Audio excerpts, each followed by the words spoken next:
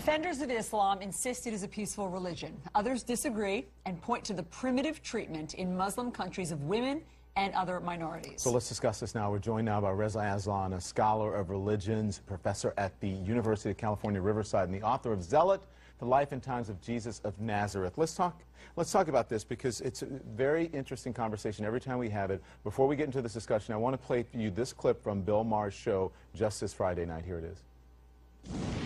President Obama keeps insisting that ISIS is not Islamic. Well, maybe they don't practice the Muslim faith the same way he does. But if vast numbers of Muslims across the world believe, and they do, that humans deserve to die for merely holding a different idea, or drawing a cartoon, or writing a book, or eloping with the wrong person, not only does the Muslim world have something in common with ISIS, it has too much in common with ISIS. There's so much talk. You can applaud, sure. He went on for a good 5 or 6 minutes about that, talking about how women or circumcision for women, not respecting the rights of women, not respecting the rights of gay people. And what's your reaction? And then we'll talk. Well, I like Bill Maher. I've been on his show a bunch of times. He's a comedian, but, you know, frankly, when it comes to the topic of religion, he's not very sophisticated in the way that he thinks. I mean, the argument about the female genital mutilation being an Islamic problem is a perfect example of that. It's not an Islamic problem, it's an African problem. Well, wait, because he says it's a, hold on a second, Reza, because he says it's a Muslim country problem. He says that in Somalia... Yeah, but that's... Yeah, and that's actually empirically, factually incorrect. It's a Central African problem. Eritrea has almost 90% female genital mutilation. It's a Christian country. Ethiopia has 75% female genital mutilation. It's a Christian country. Nowhere else in the Muslim majority states is female genital mutilation an issue. But again, this is the problem, is that you make these facile arguments like that women are somehow mistreated in the Muslim world. Well, that's certainly true in many Muslim majority countries like Iran and Saudi Arabia. Do you know that Muslims have elected 7 women as their heads of states in those Muslim majority countries? How many women do we have as head of states in the United States? Reza, be honest though, for the most part, it is not a free and open society for women in those states. Well, it's not in Iran, it's not in Saudi Arabia, it certainly is in Indonesia and Malaysia, it certainly is in Bangladesh, it certainly is in Turkey.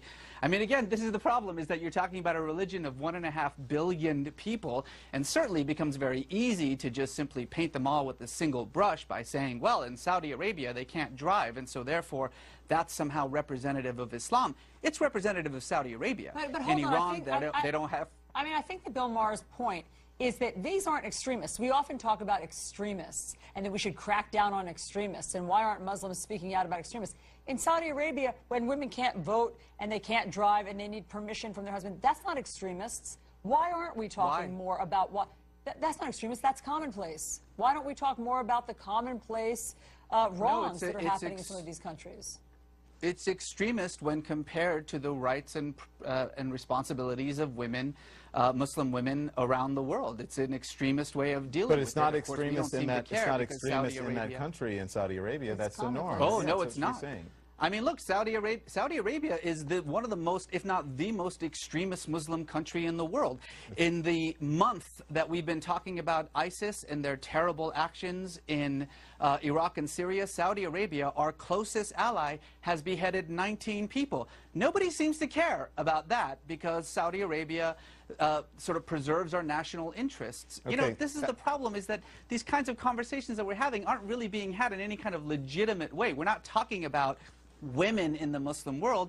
We're using 2 or 3 examples to justify a generalization. That's actually the definition of bigotry. All right, fair enough. Let's listen to Benjamin Netanyahu at the United Nations today.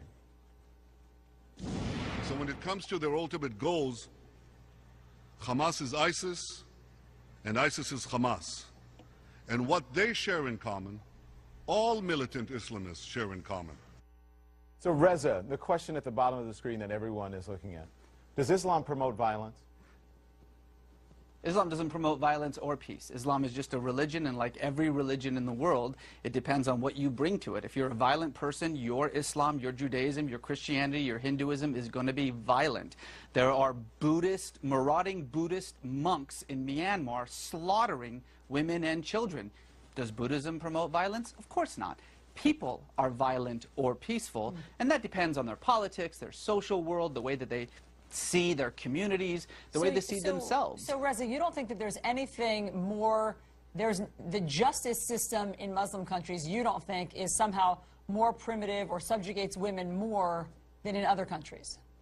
Did you hear what you just said? You said in Muslim countries. I just told you that Indonesia, women are absolutely 100% equal to men. In Turkey, they have had more female representatives, more female heads of state in Turkey than we have in the United States. But in Pakistan, stop saying things like Muslim countries. Women are still being stoned. And that's a problem for Pakistan. You're so in right. other words, I just want to be clear on what your point is, because I thought you and Bill Maher were saying the same thing. Your point is that Muslim countries are not to blame. There is nothing particular, there's no common thread in Muslim countries. You can't paint with a broad brush that somehow their justice system or Sharia law or what they're doing in terms of stoning and female mutilation is different than in other countries like Western countries. Stoning and mutilation and those barbaric practices should be condemned and criticized by everyone. The actions of individuals and societies and countries like Iran, like Pakistan, like Saudi Arabia must be condemned because they don't belong in the 21st century.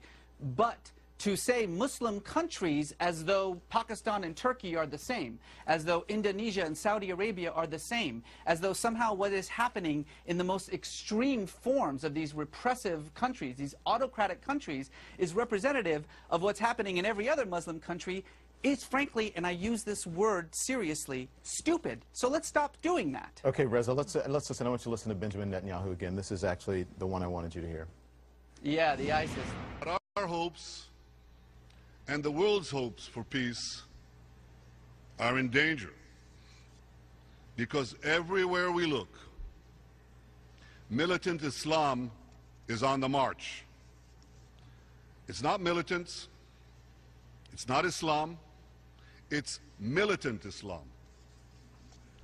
And typically, its first victims are other Muslims, but it spares no one. He's making a clear distinction there. He says it's not militants, it's not Islam, it's militant Islam. Do you understand his distinction there? Is he correct? Well, he's correct in talking about militant Islam being a problem. He is absolutely incorrect in talking about ISIS equaling Hamas. That's just ridiculous. No one takes him seriously when he says things like that. And frankly, it's precisely why under his leadership, Israel has become so incredibly isolated from the rest of the global community. Those kinds of statements are illogical, they're irrational, they're so obviously propagandistic. In fact, he went so far as to then bring up the Nazis, which has become kind of a verbal tick for him whenever he brings up either Hamas or ISIS. Again, these kinds of oversimplifications, I think, only cause more danger. There is a very real problem. ISIS is a problem. Al-Qaeda is a problem. These militant Islamic groups like Hamas, like Hezbollah, like the Taliban have to be dealt with. But it doesn't actually help us to deal with them when instead of talking about rational conflicts, rational criticisms of a particular religion, we instead so easily slip into bigotry by simply painting everyone with a single brush, as we have been doing in this conversation, mind you. Well, we're just asking the questions, Reza, and you're answering. I think you answered very fairly, and we appreciate it. Thank you, Reza Aslan. We appreciate your perspective and helping everyone understand your perspective. 126 Muslims